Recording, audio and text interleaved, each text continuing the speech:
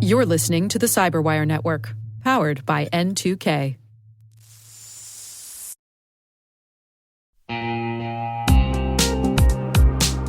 Cyber threats are evolving every second, and staying ahead is more than just a challenge, it's a necessity.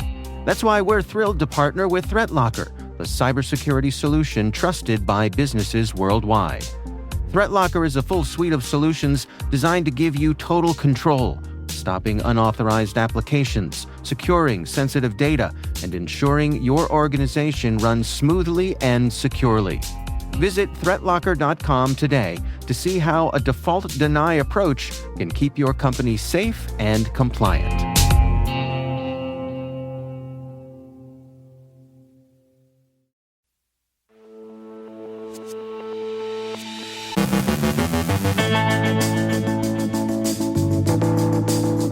The CVE program gets a last-minute reprieve. A federal whistleblower alleges a security breach at the NLRB. Texas votes to spin up their very own cyber command. BreachForums suffers another takedown. A watchdog group sues the federal government over SignalGate allegations.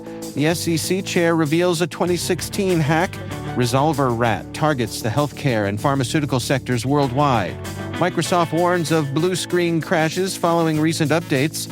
On our CertByte segment, Chris Hare is joined by Troy McMillan to break down a question targeting the EC Council Certified Ethical Hacker exam.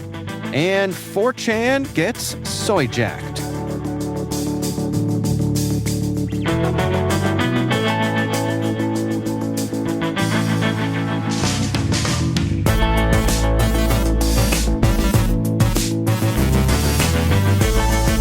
It's Wednesday, April 16th, 2025. I'm Dave Bittner, and this is your CyberWire Intel Briefing.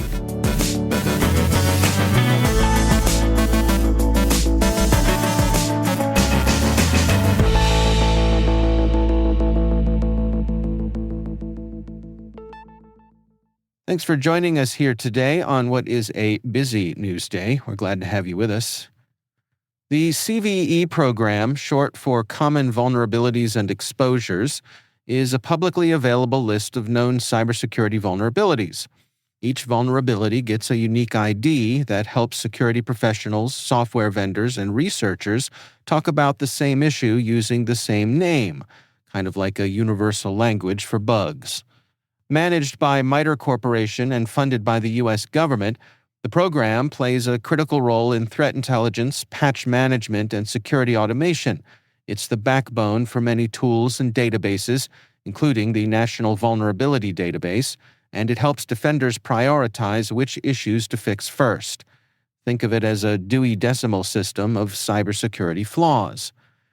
In a critical development for global cybersecurity, the U.S. Cybersecurity and Infrastructure Security Agency has extended funding for the Common Vulnerabilities and Exposures program, reportedly for 11 months, preventing an imminent lapse in this essential service. The funding extension comes just hours before the program's contract was set to expire. MITRE had warned that a break in service could lead to significant disruptions, including the deterioration of national vulnerability databases, challenges for tool vendors, and impediments to incident response operations. Amid these developments, a group of CVE board members announced the formation of the CVE Foundation, a nonprofit organization aimed at ensuring the long-term stability and independence of the CVE program. The foundation seeks to mitigate the risks associated with reliance on a single government sponsor by establishing a dedicated entity focused on maintaining the integrity and availability of CVE data for defenders worldwide. Concurrently, MITRE Corporation is facing significant organizational changes, announcing plans to lay off 442 employees at its McLean, Virginia location by June 3rd. These layoffs are attributed to the cancellation of contracts by the Department of Energy, reflecting broader challenges to the federal contracting landscape. The swift action by CISA to extend funding underscores the critical importance of the CVE program in maintaining national and global cybersecurity infrastructure. The establishment of the CVE Foundation represents a proactive step toward ensuring the program's resilience and independence in the face of funding uncertainties.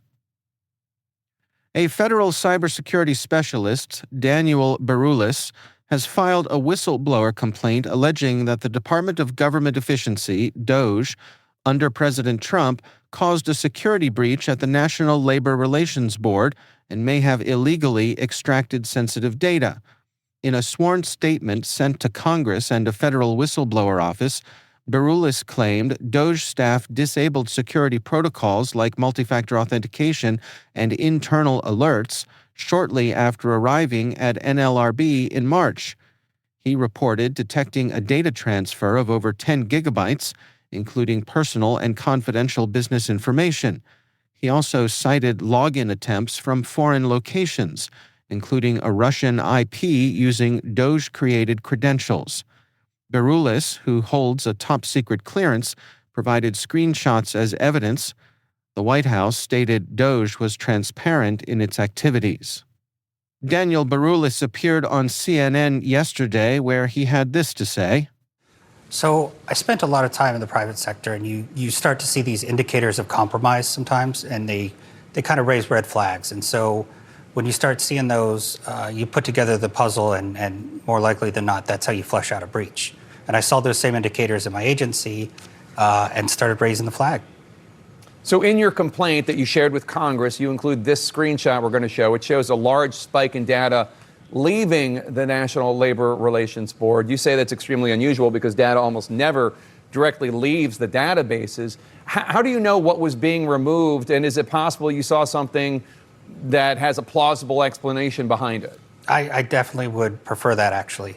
I've tried to prove the negatives multiple times. It correlates directly with data that was exiting the database at the same time. There's a lot of corroborating evidence that points to it. That was the first thing I tried to do, is just rule out every other solution before I went this route.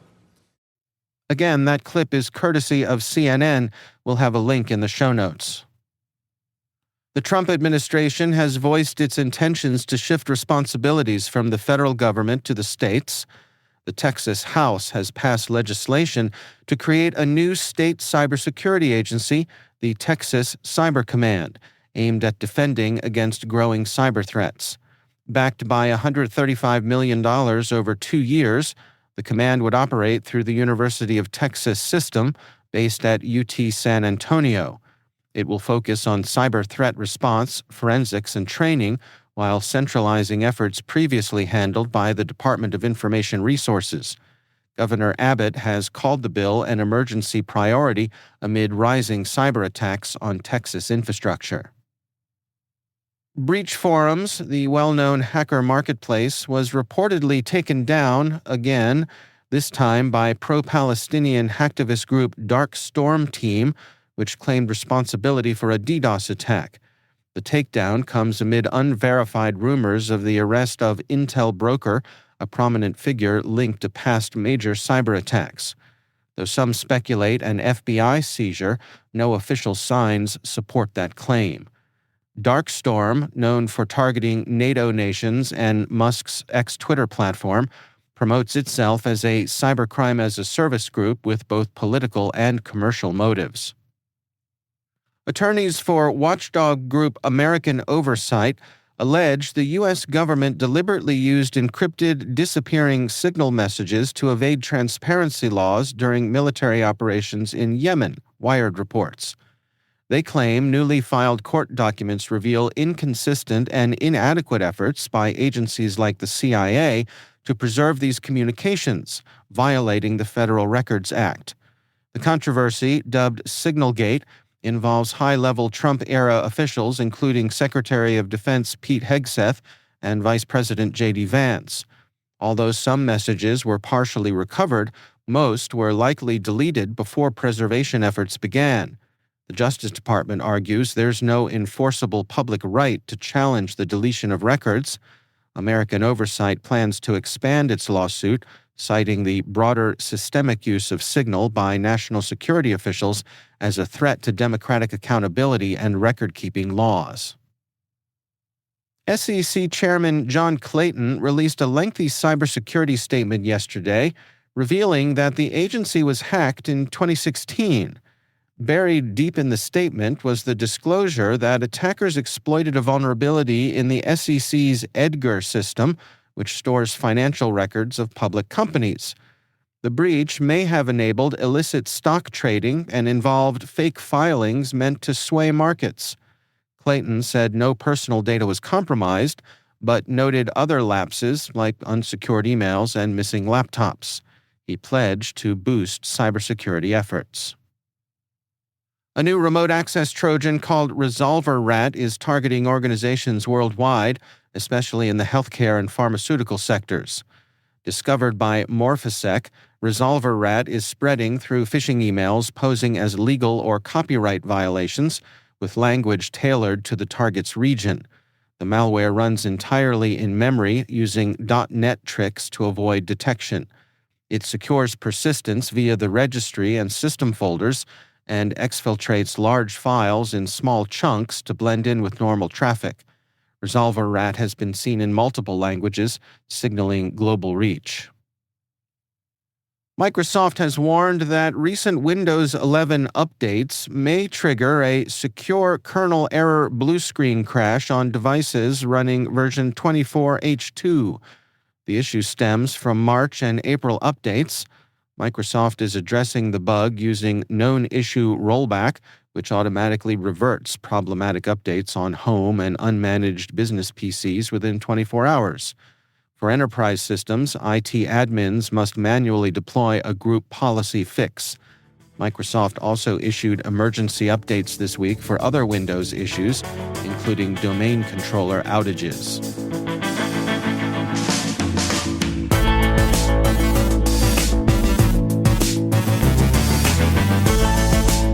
Coming up after the break, on our CertByte segment, Chris Hare is joined by Troy McMillan to break down a question targeting the EC Council Certified Ethical Hacker exam, and 4chan gets Soyjacked.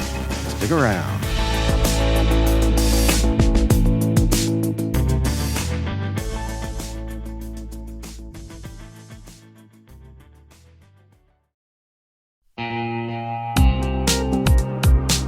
Bad actors don't break in, they log in. Attackers use stolen credentials in nearly 9 out of 10 data breaches, and once inside, they're after one thing: your data. Varonis' AI-powered data security platform secures your data at scale. Across LaaS, SaaS, and hybrid cloud environments, join thousands of organizations who trust Varonis to keep their data safe. Get a free data risk assessment at varonis.com.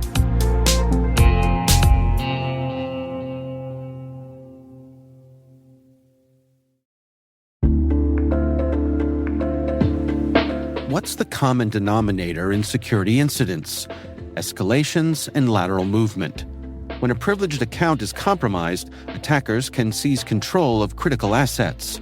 With bad directory hygiene and years of technical debt, identity attack paths are easy targets for threat actors to exploit, but hard for defenders to detect. This poses risk in Active Directory, Entra ID, and hybrid configurations. Identity leaders are reducing such risks with attack path management. You can learn how attack path management is connecting identity and security teams while reducing risk with Bloodhound Enterprise, powered by SpecterOps. Head to specterops.io today to learn more. SpecterOps, see your attack paths the way adversaries do.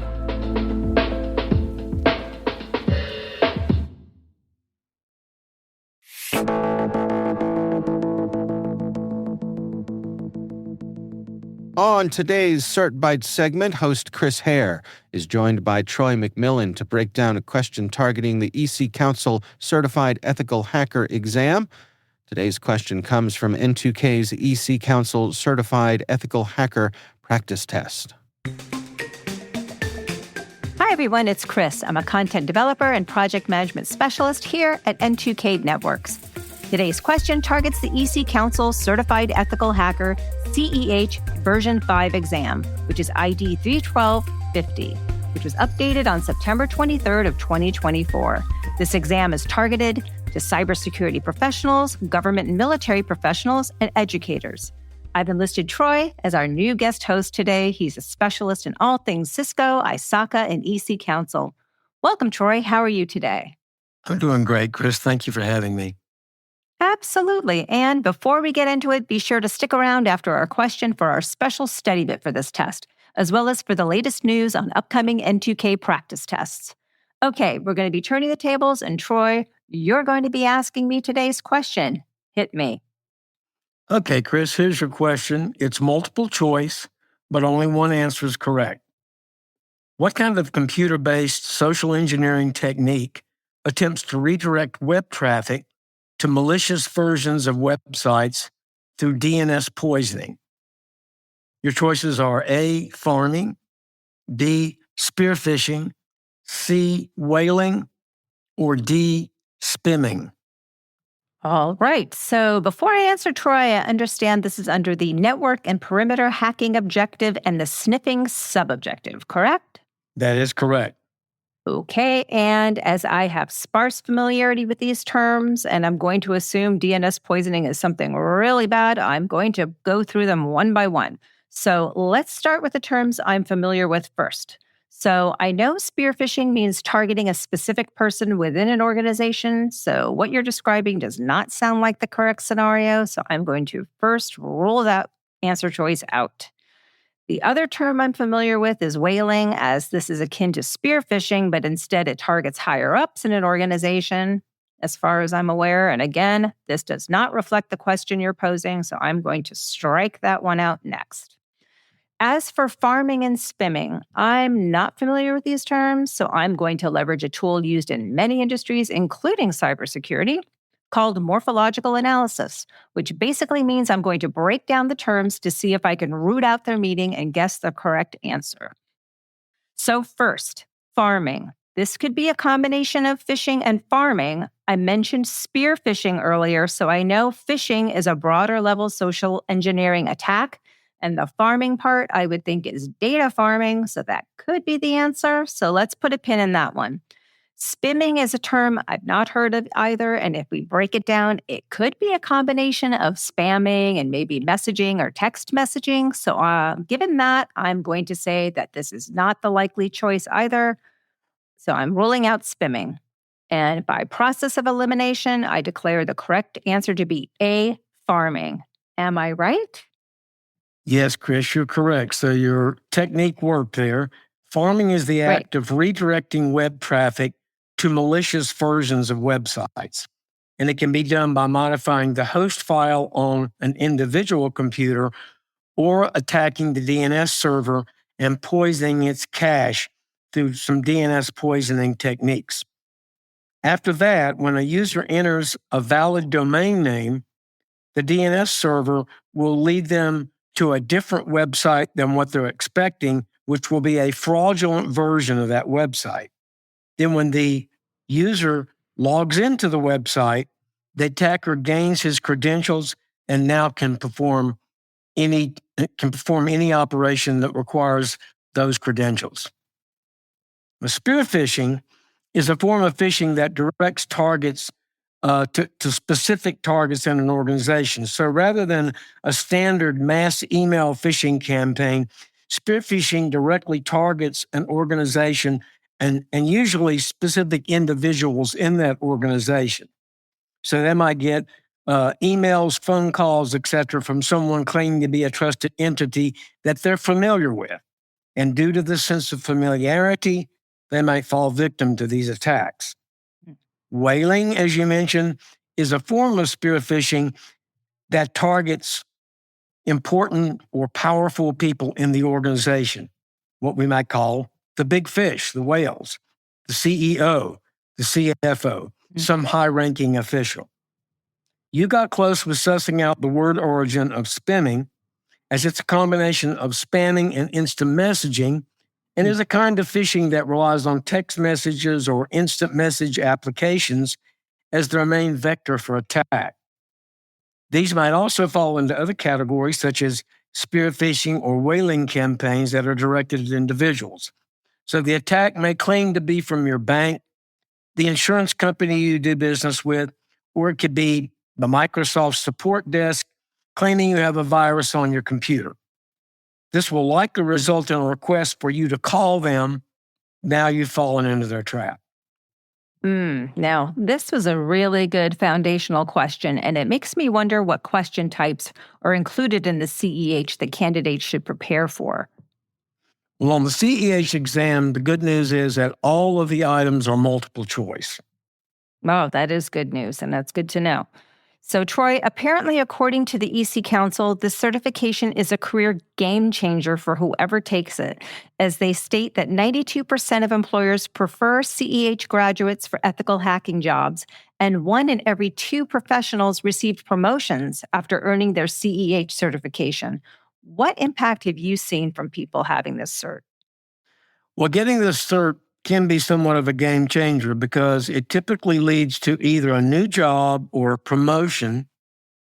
But I've seen a lot of folks get this certification and go into business for themselves as a certified ethical hacker and hire themselves out to companies to perform ethical hacking, which is sometimes also called a pen test as well.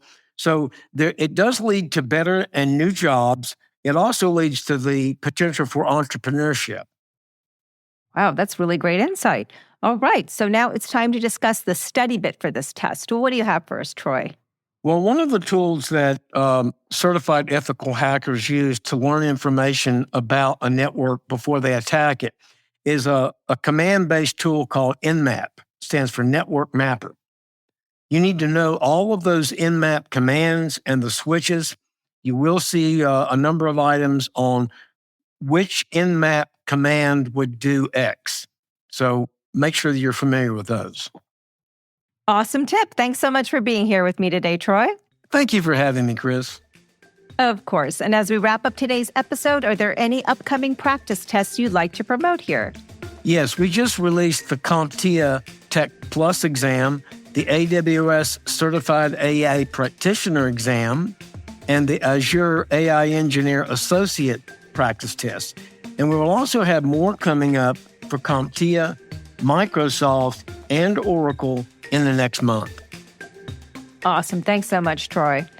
And thank you for joining me for this week's CertByte. If you're actively studying for this certification and have any questions about study tips or even future certification questions you'd like to see, please feel free to email me at certbyte@n2k.com. That's CERTBYTE@n2k.com. If you'd like to learn more about N2K's practice tests, visit our website at n2k.com/certify. For sources and citations for this question, please check out our show notes. Happy certifying.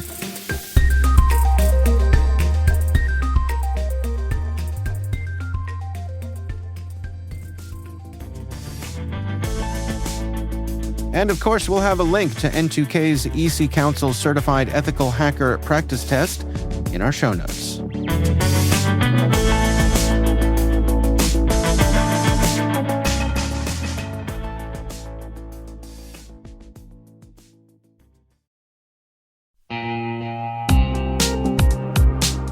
Do you know the status of your compliance controls right now? Like, right now. We know that real-time visibility is critical for security, but when it comes to our GRC programs, we rely on point-in-time checks. Look at this. More than 8,000 companies like Atlassian and Quora have continuous visibility into their controls with Vanta. Here's the gist. Vanta brings automation to evidence collection across 30 frameworks, like SOC 2 and ISO 27001. They also centralize key workflows like policies, access reviews, and reporting, and helps you get security questionnaires done 5 times faster with AI. Now that's a new way to GRC. Get $1,000 off Vanta when you go to vanta.com/cyber. That's vanta.com/cyber for $1,000 off.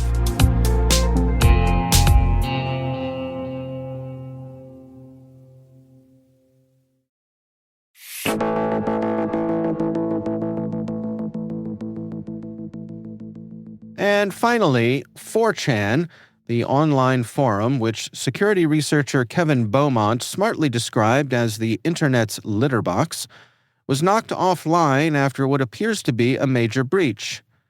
The culprits are allegedly users from Soyjacked.party, proudly taking credit for Operation Soyclips, a long-brewing plan allegedly executed by a hacker who claims to have lurked inside 4chan's systems for over a year.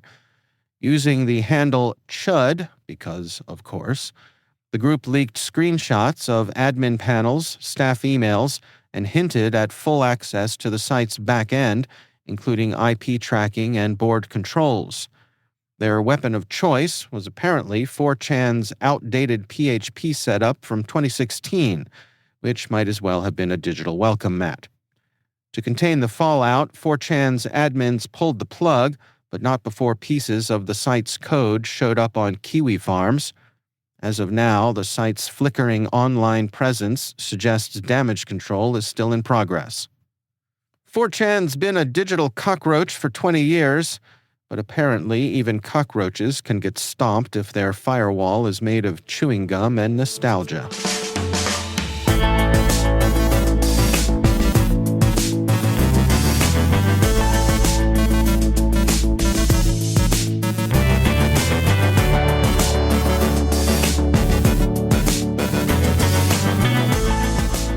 And that's the Cyberwire. For links to all of today's stories, check out our daily briefing at thecyberwire.com. We'd love to know what you think of this podcast. Your feedback ensures we deliver the insights that keep you a step ahead in the rapidly changing world of cybersecurity. If you like our show, please share a rating and review in your favorite podcast app. Please also fill out the survey in the show notes or send an email to cyberwire@n2k.com. N2K's senior producer is Alice Carruth. Our Cyberwire producer is Liz Stokes. We're mixed by Trey Hester with original music and sound design by Elliot Peltzman. Our executive producer is Jennifer Iben. Peter Kilpie is our publisher, and I'm Dave Bittner. Thanks for listening. We'll see you back here tomorrow.